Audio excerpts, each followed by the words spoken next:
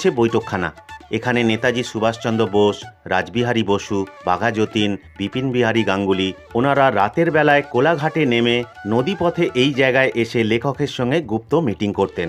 এই বৈঠকখানায় sofa, valve system, radio, জামাকাপড় রাখার র্যাক, আলমারি, বহু আসবাবপত্র এখনও বর্তমান। এই ঘরের মধ্যেই রয়েছে নাতি নাতবইয়ের ছবি। ওনার নাতি জয় চট্টোপাধ্যায় এখন থাকেন কলকাতা কসবা। এই যে কাটা অংশ পেয়ারা গাছটা পড়ে রয়েছে, এটা রামেশ্বরমতি গল্পের পেয়ারা গাছ, আর এইটা হচ্ছে সিমেন্টের ঠেক। পেয়ারা গাছটা আগের উপরে ঠেক দিয়ে রাখা ছিল। চিত্তরঞ্জন দাসের দেয়া রাধাকৃষ্ণের ঠাকুর আজও বাড়িতে নিত্য পুজো হয়।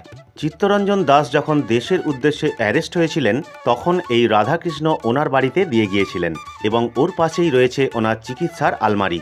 উনি গ্রামের দরিদ্রদের বিনা পয়সায় হোমিওপ্যাথি চিকিৎসা করতেন। দোতলায় চলে এসেছি। দোতলাতেও আপনাদের রুমগুলো সব দেখাচ্ছি। এখানে কয়েকটা